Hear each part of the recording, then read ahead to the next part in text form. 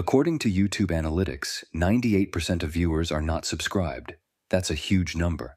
By subscribing the channel that is completely free, Code Extinction, Cafeteria Level 3, this is not a drill. Security Chief Xilax's 4 hands trembled as he replayed the footage for the 7th time, his primary eyes refusing to accept what his secondary pair confirmed. The human girl, Emma Johnson, 20 Earth years old, xenobiology student, sat at table 47, spooning cereal into her mouth with her left hand. With her right hand still holding the spoon mid-air, she just killed Korvax. The Korthian's body lay crumpled 3 feet from her chair, neck bent at an angle that made Xilax's stomach sacs clench. Korvax, warrior species, bones composed of titanium carbide matrix, the same species that had conquered 14 systems through pure physical superiority. Dead, and the human hadn't even looked up from her bowl. "Rewind to point of contact," Xilax commanded, his voice cracking across all 3 vocal cords. The holographic display complied. Timestamp 07.3422. Korvax approached from behind, flanked by his usual cohort, Ginix, Vexthul, and Erhil, all Korthian, all physically superior to 97% of known species. They'd been harassing the human for weeks. Xilax had the reports. He'd planned to address it today. He'd planned wrong. At 07:34:25, Korvax's hand descended toward Emma's shoulder. A grab, probably another intimidation tactic. The human's response was so casual, so economical that Xilax almost missed it even on the 8th viewing. Emma's right hand released the spoon. It hung suspended in midair for exactly 0.3 seconds, rose up, intercepted Korvax's wrist, and adjusted it. That was the only word Xilax could find. She adjusted his position. A slight rotation. A gentle, no, it had to be gentle, she barely moved, redirection of force. The crack was audible even through the cafeteria's ambient noise. Korvax dropped like a cargo container with failed grav supports. Emma caught her spoon before it fell into her cereal. "Chief," medical examiner Talana materialized beside him, her crystalline form refracting the harsh emergency lighting into nauseating patterns. "Preliminary findings are, Chief, this is impossible." "Show me impossible," Xilax growled. The holographic display shifted to medical schematics. Korvax's neck structure appeared, then exploded into cross-sections and stress analysis models. Red warning indicators covered every millimeter. The cervical vertebrae show compression fracturing consistent with approximately 47,000 pounds per square inch of pressure, Talana said, her voice modulating into clinical detachment. The only way, Xilax knew, she could process what she was reporting. Applied in a rotational vector that simultaneously severed the spinal cord and crushed the primary nerve cluster. Death was instantaneous. 47,000 psi, Xilax repeated. That level of force would collapse Class 7 battle armor. Our station's blast doors are rated for 32,000 psi before structural failure. Talana's form flickered. "Chief, I've analyzed the footage from 17 angles. The human's muscle engagement suggests she applied approximately 8% of her available strength." The command center fell silent except for the steady ping of incoming emergency channels. Xilax's tactical display showed red alerts cascading across the board. Galactic Council representatives being extracted from deep sleep protocols. Military advisors demanding explanations. 3 different species ambassadors threatening to evacuate their students. And at the center of it all, on live feed camera 7, Emma Johnson sat at table 47, finishing her cereal. "Someone get me Ambassador Azila," Xilax commanded. "And someone—" He gestured at the screen where Emma had just raised her hand politely. "Someone find out what the human wants before she decides we're all threats." A junior officer's voice crackled through. "Chief, she's asking the serving staff if there's more orange juice." Xilax watched Ginix, Vexthul, and Erhil backing away from Emma's table, their warrior-trained bodies trembling with something Xilax had never seen in a Korthian before, Pure existential terror. Emma took another bite of cereal, completely oblivious to the fact that she'd just triggered the station's first code extinction in 47 years.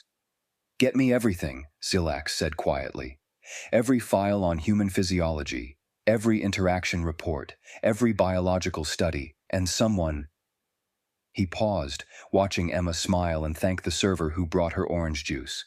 "Someone figure out how to ask a human if she meant to kill him without making her think we consider her dangerous."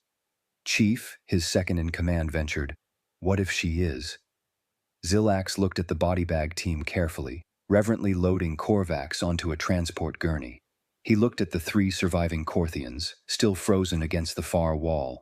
He looked at Emma Johnson, who'd just pulled out a data pad and appeared to be reviewing homework. "Then we have a much bigger problem," he said, "because there are 473 more humans currently enrolled in Galactic Academy stations. And if this is what they do when annoyed—" He didn't finish the sentence.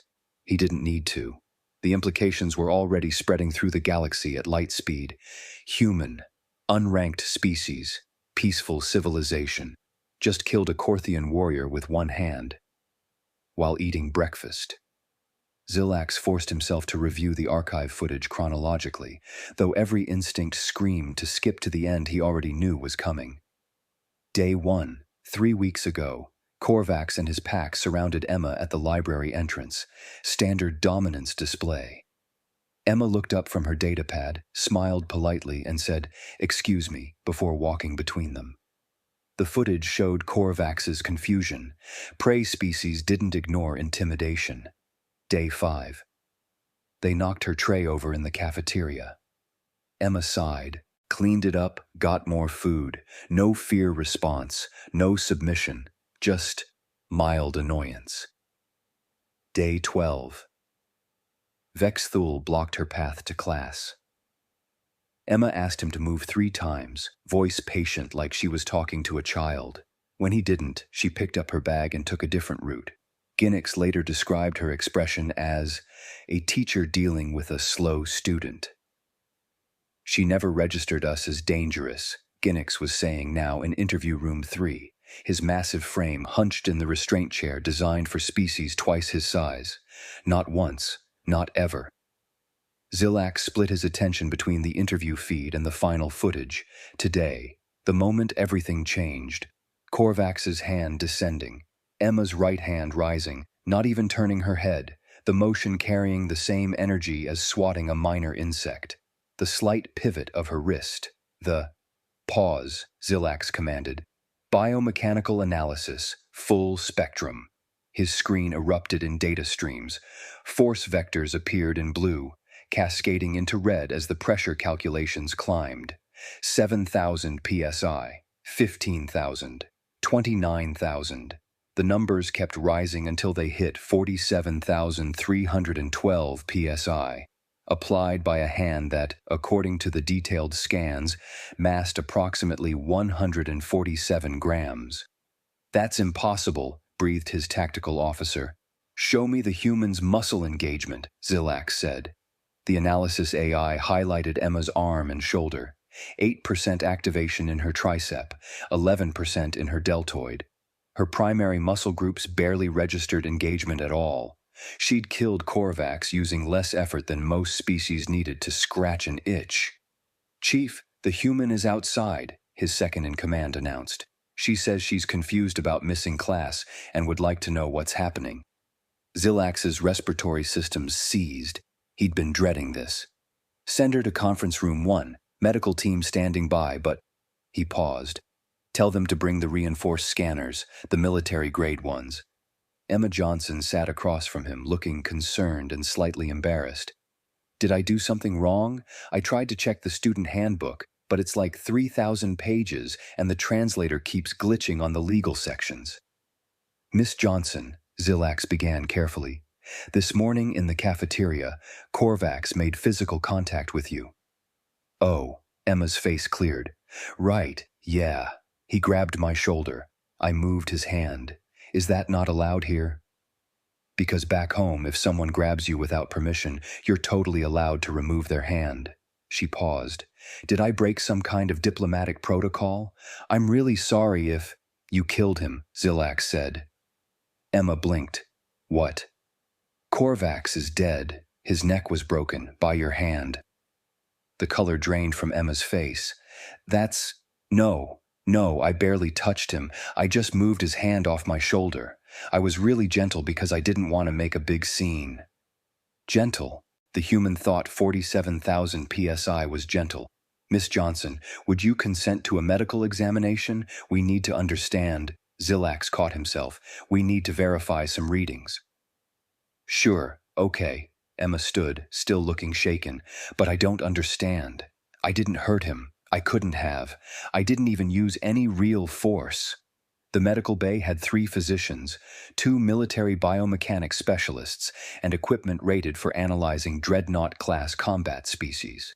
The bone density scanner failed within 30 seconds. Recalibrate, Dr. Talana ordered. The second scan failed identically. Her skeletal structure is reading as denser than our reinforced hull plating, one specialist whispered. This can't be right.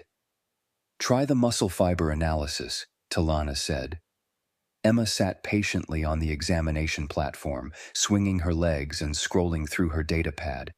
Is this going to take long? I have a quiz in xenobotany at 1400. The muscle analysis returned results that made Talana's crystalline form dim with shock. Her muscle tissue is generating force ratios that exceed our theoretical maximums. Miss Johnson, what is your normal exercise routine? I go to the gym maybe twice a week, do some jogging. Emma shrugged. Pretty standard stuff. Standard, Talana repeated faintly. In interview room 3, Ginix was still talking, his voice hollow. When she moved, it was like watching someone brush away dust, effortless, casual. Korvax was threatening her, and she treated him like he was a minor inconvenience, like he was nothing. His massive hands clenched.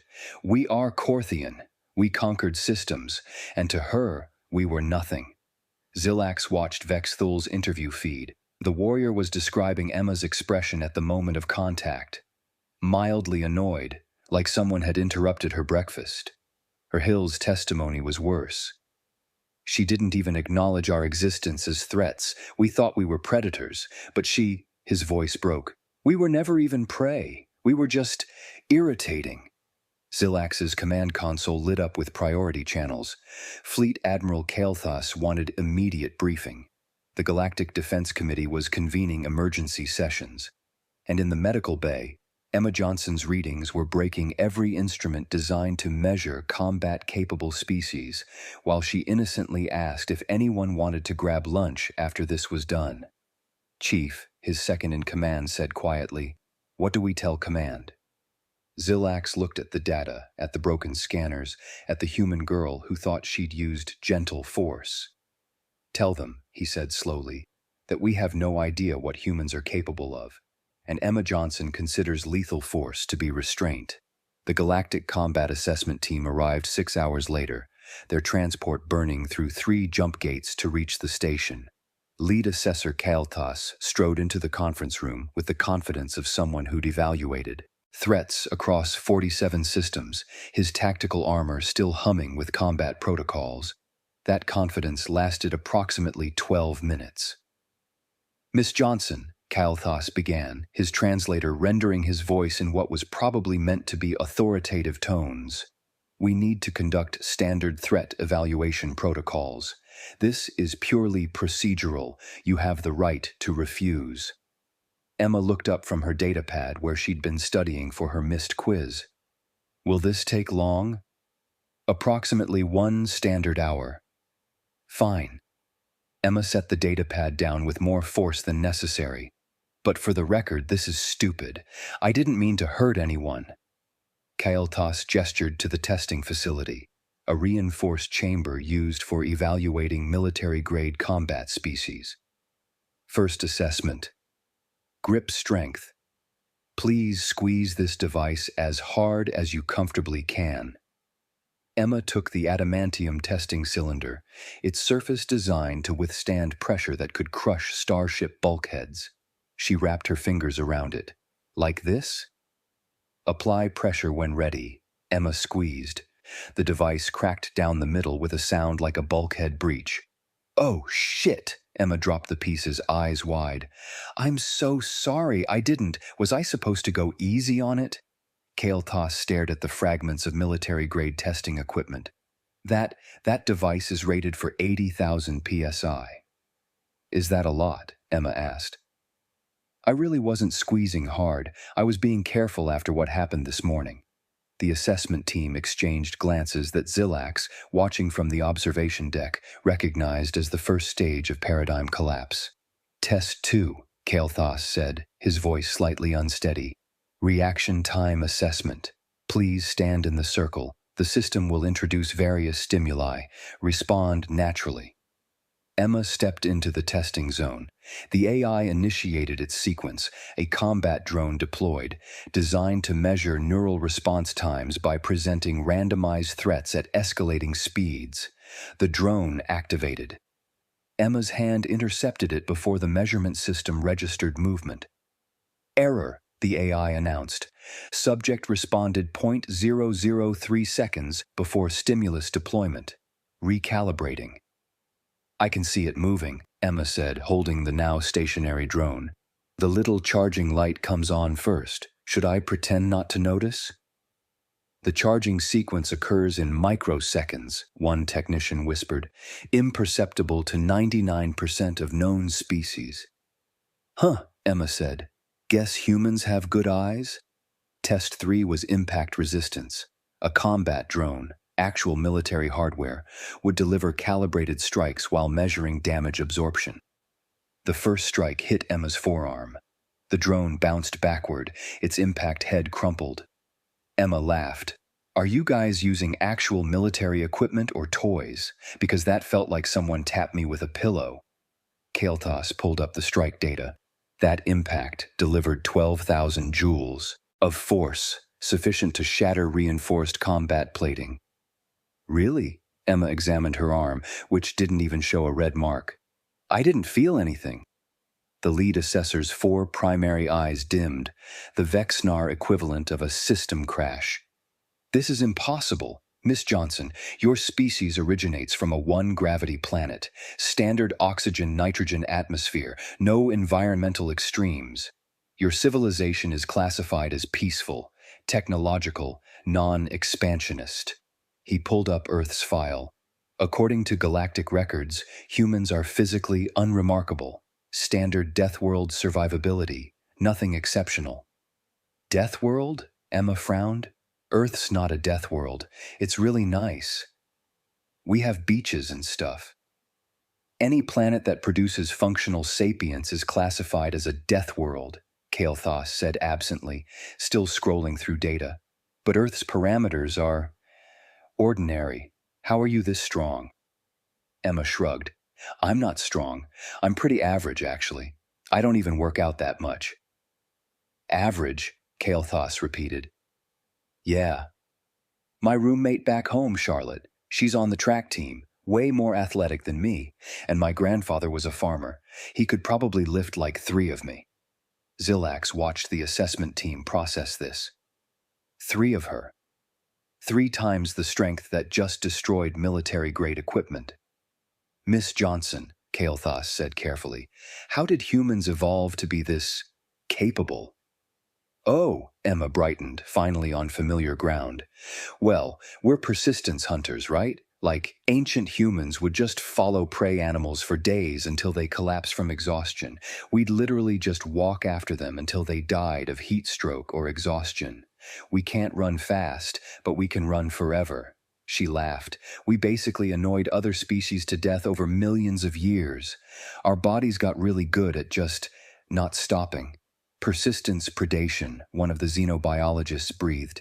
Apex predator strategy, but that doesn't explain the strength, the bone density, We also climbed a lot, Emma continued, and threw things. Human throwing ability is actually pretty unique. We can launch projectiles with crazy accuracy. Had to be strong enough to kill prey from a distance. Plus, we're really good at healing. We can lose like 30% of our blood and be fine. Break bones and they heal stronger. Our bodies are basically built for damage recovery. She said it so casually, like she was describing a minor quirk instead of revealing that humans were self-repairing, endurance-hunting, apex predator deathworld natives. We've weighted ourselves down with evolution, Emma added. Modern life made us weaker. We used to be even more intense. Kael'thas sat down heavily, his armor's servo assists whining. How many humans are currently in the galaxy? Xilax pulled up the registration data. 473 enrolled in Galactic Academy stations, approximately 8,000 registered for civilian travel permits. Estimated 42,000 humans have left Earth in the past 5 standard years. And they're all like her? Kael'thas asked. She says she's average, Xilax replied quietly. In the testing chamber, Emma checked her chrono. Are we done? I really need to study. Professor Xylia's quizzes are brutal. The Galactic Combat Assessment Team, designed to evaluate military threats across known space, had just been defeated by a college student who was annoyed about missing study time. We're done, Kael'thas said faintly. Miss Johnson, thank you for your cooperation. No problem, Emma grabbed her data pad. Hey, do you guys need me to sign anything? Liability waiver or whatever? We'll send it to you. Emma left, and the assessment team sat in silence. She broke our equipment, someone finally said. She broke military-grade assessment equipment and thought it was cheap. Kael'thas pulled up the galactic database, searching for species classifications.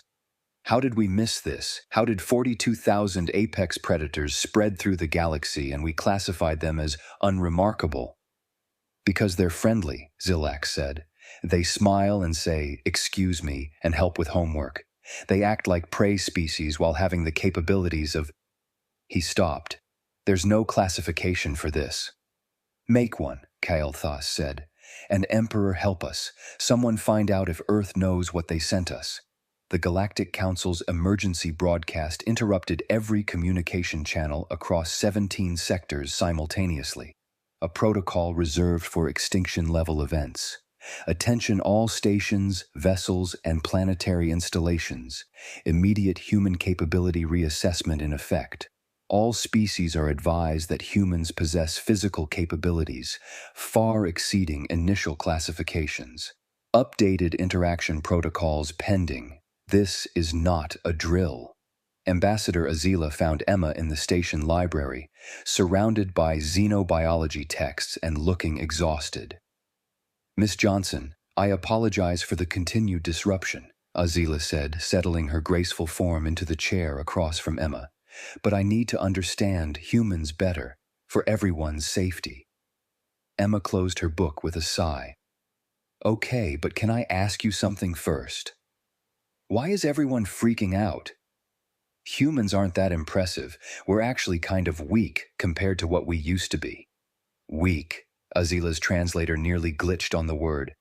Yeah, modern life made us soft. My grandma's way stronger than me. She does farm work, like actual physical labor every day.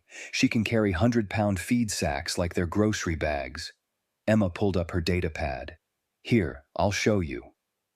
The video showed an elderly human woman, maybe 70 Earth years old, hefting massive containers with casual efficiency. That's your genetic elder? Azila asked. And she's stronger than you? Way stronger. Grandma's old school tough. Emma scrolled through more videos. Oh, and if you want to see impressive humans, check out our athletes. The first video showed something called mixed martial arts. 2 humans in a cage striking each other with forces that should have caused immediate medical intervention. They kept fighting. Bones broke audibly, and they continued. Blood flowed. They smiled. This is... Azila couldn't finish. Combat sports. For fun. Emma switched videos. This is strongman competition. See that guy? He's pulling a transport vehicle, just for sport. The human in the video dragged what appeared to be a cargo hauler, muscles straining but expression almost bored. And this is parkour, urban acrobatics. Watch him jump between buildings. Azila watched a human throw himself off structures that should have resulted in fatal impacts, landing and continuing without pause. Emma, Azila said carefully, these are your recreational activities? Yeah, we do them for entertainment, or exercise, or just because it's fun. Emma looked confused. Is that weird? Your species engages in activities that would hospitalize or kill most sapients, for amusement. I mean, when you say it like that, it sounds intense. Emma laughed. But it's really not that dangerous. Humans are pretty durable. We heal fast. Azila pulled up the incident report. Emma, about this morning, the forensic team has completed their analysis. They confirm that you used approximately 8% of your available strength when Korvax died. Emma's face fell. I know. I keep thinking about it. He was just being annoying, you know. Weeks of him and his friends blocking my way, knocking my stuff over, trying to intimidate me. This morning he grabbed my shoulder and I reacted. I didn't want to hurt him badly, so I was really careful. Careful, Azila repeated. Yeah. I know I'm stronger than most species here, so I'm always conscious of not using too much force. I thought I was being gentle. Emma's voice cracked. I didn't mean to kill him. He wasn't dangerous, just annoying, like a pushy kid who doesn't know boundaries. Azila felt something shift in her understanding. Emma, you never perceived them as threats. Threats? No, they were bullies. Irritating, but dangerous? Emma shook her head. I grew up with 3 older brothers. Korvax and his friends were way less aggressive than my siblings on a normal day. The forensic report on Azila's datapad confirmed it. Emma had applied the minimum force necessary to remove an unwanted hand from her shoulder. For a human, it was a polite correction. For Korvax, with his titanium carbide skeletal structure, it had been catastrophic. The death wasn't murder. It wasn't even assault. It was a tragic miscalculation between species with incompatible durability standards. The Council has reviewed everything, Azila said gently. No charges will be filed. This was self-defense against sustained harassment. Korvax initiated unwanted physical contact after weeks of documented intimidation. Emma's eyes filled with tears. I still killed someone. You defended yourself using what you believed was appropriate force. You couldn't have known that what humans consider gentle would be lethal to Korthians. Azila paused. Emma, this changes how we interact with humans, not how we judge you. The Council is implementing new protocols. Humans are being reclassified as physically unranked. All species are advised to treat interactions with humans as diplomatic-level encounters requiring explicit consent for physical contact. That seems extreme. Your grandmother can lift what you call feed sacks.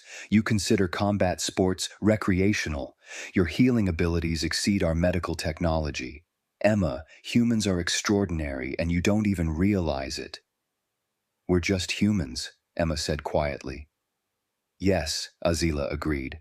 And that's what makes this so terrifying. You're not a warrior species. You're not genetically engineered. You're just human. And human normal breaks our scales. Emma wiped her eyes. Can I go back to class now? I really love xenobiology, and I don't want to fall behind. Azila looked at this human girl, this apex predator who thought she was weak, this endurance hunter who considered herself sedentary, this creature of impossible strength who just wanted to study alien plants. Yes, Azila said, but Emma, thank you for being gentle with us. Emma smiled. That distinctly human expression of warmth and friendship that somehow made Azila forget, just for a moment, that she was looking at something that could tear through hull plating with its bare hands. Always, Emma said. You guys are my friends. She gathered her books and left, leaving Azila to contemplate the terrifying reality. 42,000 apex predators walking among them, smiling and saying, "Excuse me," thinking they were the weak ones. The galaxy would never be the same. 3 weeks after the incident, the galaxy had adapted. Somewhat. The human interaction protocols appeared on every station display. In every spaceport, on every diplomatic channel, bold text in 47 languages. Physical contact with humans requires explicit verbal consent. Beneath it, in slightly smaller font, harassment of human personnel is classified as suicide-level stupidity. Act accordingly. Emma had become a celebrity she never wanted to be. News networks requested interviews daily. She declined all of them. "I just want to study xenobiology and not kill anyone else," she told the station administrator, who'd wisely stopped forwarding the requests. The effect on station life was immediate and obvious. The 17 other human students reported 0 bullying incidents. In fact, most species now gave humans a respectful 5-foot radius in corridors. Some first-year students had started bowing. Emma hated it. Ginix, Vexthul, and/or Hill had been transferred to trauma therapy programs on their homeworld. Xelax had reviewed their exit interviews. All 3 described nightmares about casual human movements, the horrible realization that they'd been provoking something that could have erased them without effort. The station had also installed human safe spaces, reinforced areas where other species could retreat if a human's presence caused anxiety. Emma had laughed so hard when she saw the signs that Azila worried she'd hurt herself. Their friendship had deepened over the past weeks. Emma had appointed herself as Azila's cultural ambassador to humanity, which mostly meant subjecting her to Earth videos and casual conversation. "So yeah," Emma said, scrolling through her datapad during lunch. "Humans used to break horses. Still do, actually, in some places." Azila's form flickered, her species equivalent of a double-take. Break. Taming wild horses. They're like half-ton animals, super strong, can kick hard enough to kill you, but humans would just climb on their backs and hold on until the horse got tired and accepted it. Emma showed her a video. "See? Rodeo sports. Cowboys would ride bulls too, even more dangerous." "You domesticated murder beasts by exhausting them into submission," Azila said faintly. "When you say it like that, it sounds bad." Emma laughed. "But that's kind of how humans work, right? We're persistence hunters. Ancient humans would pick an antelope or whatever and just chase it for 3 days straight without stopping. The animal would literally run until its body gave out. We'd just keep jogging along behind it, not even running hard, just following. Forever." "That's horrifying." "Is it? I always thought it was kind of boring, like 3 days of jogging sounds awful." Emma took a bite of her sandwich. The cafeteria had started providing Earth-style food after realizing human dietary requirements included alarming amounts of protein. Way more fun to just buy meat at a store. Azila watched other students in the cafeteria carefully navigate around Emma's table, giving her space like she was a gravitational anomaly. Emma remained oblivious, focused on her lunch and datapad. The station had also upgraded its gym facilities. The new human strength equipment was rated for forces that could stress starship hull plating. Emma had tried it once, declared it pretty decent, and mentioned she might start working out more regularly. Xelax had immediately requisitioned additional structural reinforcements. "Hey," Emma said suddenly, looking up with bright eyes. "Does the station have any club sports, like intramural leagues or whatever?" Azila felt her core temperature drop. "What kind of sports?" "I don't know. Soccer? Basketball?" Emma grinned. "Maybe a wrestling team?" "I did wrestling in high school. It was fun." Wrestling. Contact sports. Emma Johnson, who'd killed a Korthian warrior with 8% strength, wanted to recreate human combat sports with alien participants. "That's an interesting idea," Azila managed, her diplomatic training the only thing preventing her from fleeing the table. "Right?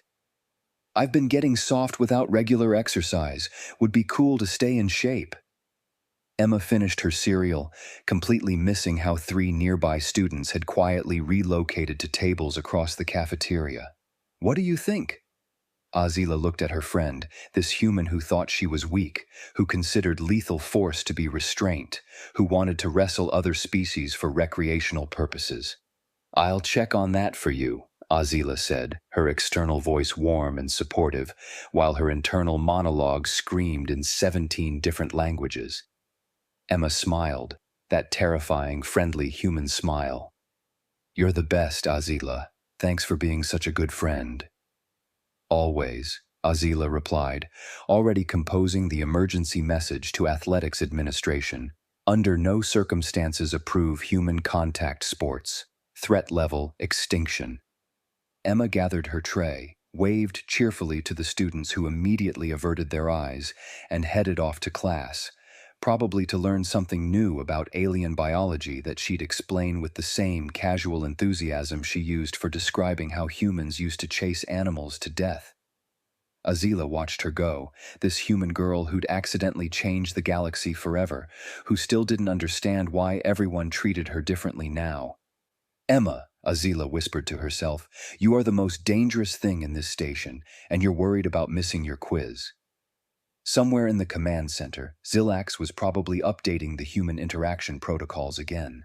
Somewhere on Earth, 42 million more humans continued their daily lives, thinking they were perfectly normal. And somewhere in the galactic records, a new species classification had been created. Humans, physically unranked. Approach with diplomatic caution. Do not provoke. Do not touch without permission. Do not assume limitations. Threat assessment, incalculable. Actual threat level, they think they're friendly.